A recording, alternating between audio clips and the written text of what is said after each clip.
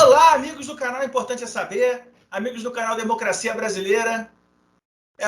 Quarta-feira é dia de encontro, uma quarta-feira pós-feriado, pós-7 de setembro, onde muita coisa aconteceu. Tivemos aí uma série de manifestações em alguns estados do Brasil, né, prioritariamente nos estados do Sudeste, do Sul, alguns do Centro-Oeste, onde o Bolsonaro ainda tem um certo apoio, né, dentre os 25% que ainda o seguem. E é nesse contexto que a gente vai conversar hoje, nesse vídeo, falar um pouquinho da repercussão de hoje, do pronunciamento do Arthur Lira, do pronunciamento do Luiz Fux, enfim, o que virou notícia com relação aos atos do dia 7 de setembro. Meu amigo Henrique, você esperava que ia ser como foi ontem? Olá, Leonardo. Olá, todo mundo que nos assiste. É um prazer mais uma vez estar lá nesse encontro com você. Olha, eu esperava já. Isso é uma coisa muito óbvia que ia acontecer ontem. Primeiro que a gente sabe, aquela cloaca que estava junto lá com o Jair Bolsonaro, uma pessoa que todo mundo sabe que é nazi-fascista, uma pessoa que conspira contra as instituições. Como diz no vídeo ontem, o bolsonarismo era nada mais, nada menos do que um poder controlador, um poder que não pode ter críticos, ou não pode intervir em suas ações, um poder que afronta qualquer ordem democrática e um poder que tenta instalar o caos em pleno território que a gente vive, território nacional.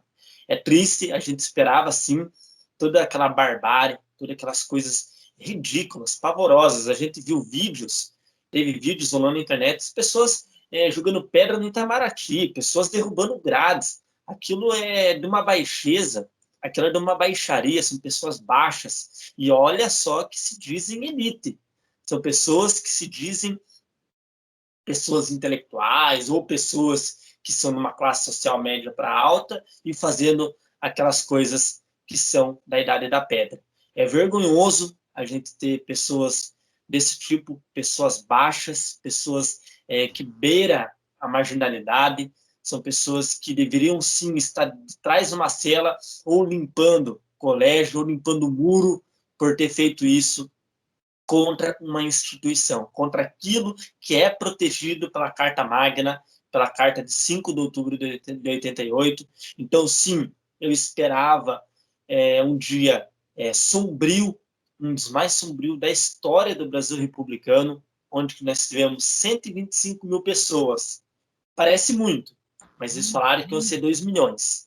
Mas então, voltando, 125 mil pessoas, 125 mil nazifascistas na Avenida Paulista e em Brasília, em várias cidades do país. É triste, é muito lamentável o que ocorre no nosso país, mas a gente sabe que esperando de um governo desse, não podia vir outra coisa a não ser autoritarismo e uma afronta à Constituição, Leonardo. É verdade, meu amigo Henrique. E outra coisa, você via a comemoração, né, dos bolsonaristas, e sinceramente, eu fiquei pensando, na minha cidade também teve isso, eu fiquei pensando o que eles estavam comemorando, se era gasolina a R$7, se era o quilo da carne de segunda a R$30, se era o gás de cozinha a R$100, porque assim, o Bolsonaro nunca tem culpa de nada, né, ele é quase um inimputável. A culpa, se a comida está cara, a culpa é da crise da pandemia. Se o combustível está caro, a culpa é dos governadores. Se sei lá o que está caro, a culpa é do prefeito. Ele nunca tem culpa de nada. É um governo que vive numa inimputabilidade, numa ausência de culpa, sempre apontando terceiros e nunca apontando o próprio umbigo. O PT é uma espécie de inimigo imaginário, né? É o Lex Luthor do Superman, é o Coringa do Batman, enfim. Ele existe porque se ele não tiver, não existe o herói, que o Bolsonaro se julga um herói da nação, um mito.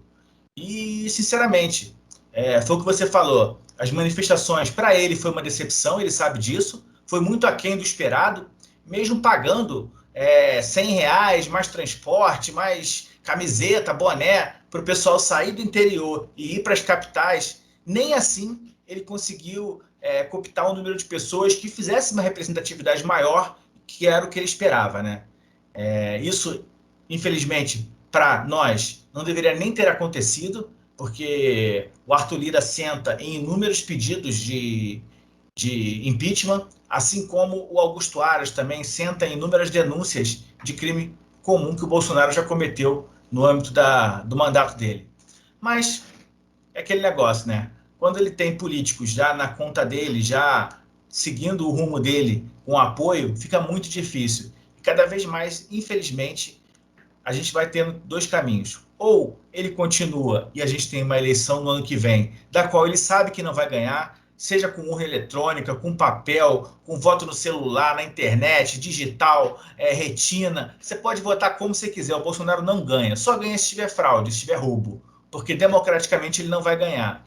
E o outro é ou o impeachment ou o golpe de Estado, que seria a interrupção, né, do mandato dele, o regularmente constituído. São as duas hipóteses. Ou ele continua pelo golpe de Estado, ou ele sai pelo impeachment numa quebra do mandato, ou então via eleição. Não tem outro jeito, não tem outro caminho, porque do jeito que está, não dá para continuar. Mas mudanças, eu não acredito. O depoimento do Arthur Lira hoje foi patético, ou seja, perdeu uma grandíssima oportunidade de ficar calado. E o que o Fux falou também, que pode cometer crime de responsabilidade, que o STF não vai fechar, enfim, também não adianta, porque o STF são 11 ministros, mas apenas 2 estão botando a cara e estão querendo, de alguma forma, acabar com o que a gente está vendo aí, dia após dia, na política brasileira e no chefe do Poder Executivo, né, meu amigo Henrique? Com certeza, Leonardo, a gente vê o Bolsonaro, a gente vê todos aqueles, o Braga Neto, a gente vê o Ramos, a gente vê o Mourão, pessoas que têm currículo dentro do Exército, dentro da área militar, e ficarem de fantoches, apoiar algo tão ridículo, algo que afronta com essas instituições, é vergonhoso. Aquelas pessoas em volta, às vezes, vê crianças que nem sabem por que estão ali, apoiando algo sem lógica nenhuma. Eles veem tudo que acontece, nada é culpa do Bolsonaro, como bem disse o Leonardo. Aí a gente vê a gasolina 7. Gente, vamos lembrar que governadores podem ter culpa, pode ter um pouco de culpa em relação à gasolina, esse ICMS. Mas podemos ver, gente, que a maior culpa é do governo federal. Por quê? Porque depois que teve essa questão mista da Petrobras, depois ela ficou com paridade com o dólar. Ou seja, ficou numa visão de mercado a questão do petróleo, tudo. Então, ou seja, se o mercado, o Brasil, ele sobe e o Brasil acaba não acompanhando e a paridade do dólar aumenta em relação ao real, é óbvio que a gasolina é repassada, ela vai ser cobrada mais cara da gente. Então, isso vem das ações do governo federal em relação a essa paridade com o dólar, porque teve uma iniciativa de mercado, teve uma visão de perspectiva fora, internacional, de mercado, não estatizado dentro do país, uma visão econômica dentro do país. Então, a maior culpa, isso é até um pouco de ignorância, quem fala que a maior culpa é dos governadores, não. A culpa é do governo federal que não conseguiu fazer com que o real ficasse, pelo menos, em disputa dentro do mercado internacional, mercado financeiro ou mercado internacional. Mas voltando, Leonardo, em relação a isso, a gente viu o Arthur Lira falar o que falou. Primeiro, patético, né? Vai chamar toda aquela coletiva para falar aquilo. Príncipe, a gente sabe que ele sempre em vários impeachments, a gente sabe que ele também não é flor que se cheire, o Arthur Lira, e esperar alguma coisa dele, muito difícil. Bolsonaro, ele vai renunciar, vai pedir renúncia? Pode ser, mas também é difícil. E a gente sabe que, do jeito que está, se Alexandre de Moraes, Barroso, se os ministros não tiverem pulso firme nesse momento, a gente sabe que o golpe vai ser instaurado, porque eles querem fazer tal como ocorreu na Constituição de Weimar, na Alemanha nazista. O Bolsonaro usa da Constituição para destruí-la. Mesmo caso dessas mesmas falácias que eles falam do artigo 142. Eles usam, eles contextualizam de uma forma totalmente antidemocrática e sem nenhuma interpretação verdadeira. Eles acabam fazendo com da ideia deles, da visão deles, acabam retirando parte do texto para poder dizer como isso usa de meias verdades. Eles pegam desse artigo 142 para querer justificar algo injustificável. Então, não é só fora Bolsonaro, Leonardo. Tinha que ser fora Lira, tinha que ser fora muitas pessoas que conestam contra esse ato que barbariza a nossa Constituição, que vai totalmente contra o povo brasileiro. Lembrando a fala do Dr. Ulisses Guimarães, quando ele fala: traidores da Constituição são traidores da pátria. E o Bolsonaro é traidor da pátria, como todos aqueles nazifascistas que estão lá apoiando o governo federal, que acredita que o Brasil vai para frente com R$7 a gasolina e pagando R$20 em 5 quilos de arroz. É triste, é vergonhoso. É verdade, meu amigo Henrique. Sem contar que a gente tem um Ministério da Economia que está ali para defender alguns grupos econômicos, né? O dólar está 5,30, 5,40. É um desejo do Ministério do Paulo Guedes. Ele está conseguindo, dessa forma, agradar a base ruralista que o apoia e que o mantém lá. O grande apoio do Bolsonaro hoje é o agronegócio, parte do agronegócio, né? E manter um dólar a 5,30, 5,40 é um agrado, é a melhor forma de se dizer com ele o seguinte: estamos juntos, somos nós.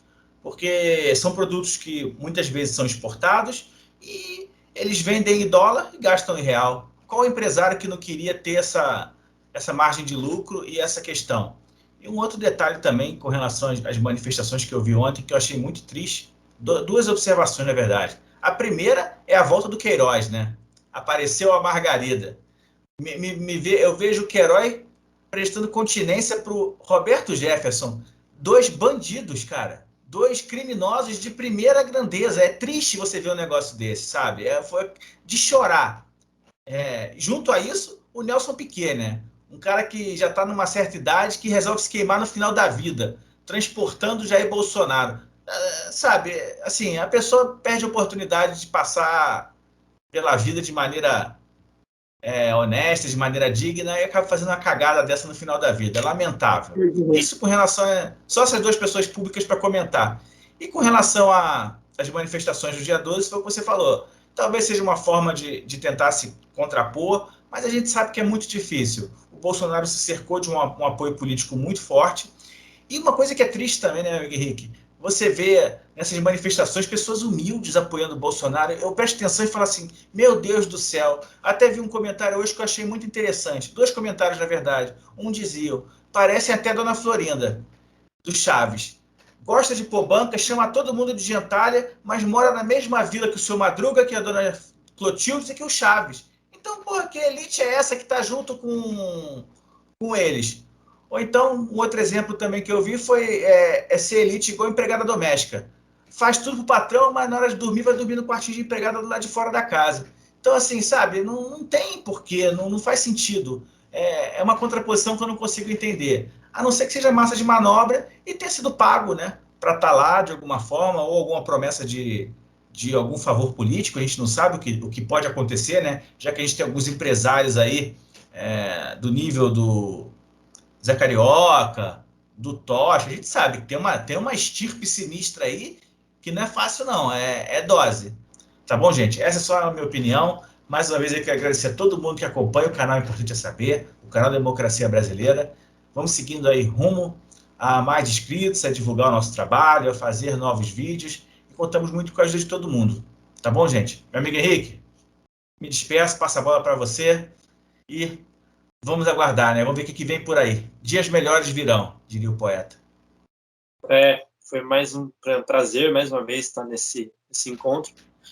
Para terminar, eu acho uma fala muito interessante num convidado ontem do Jornal da Cultura, que ele falou bem assim: o Bolsonaro, ele autoproclama, ele se diz a Constituição.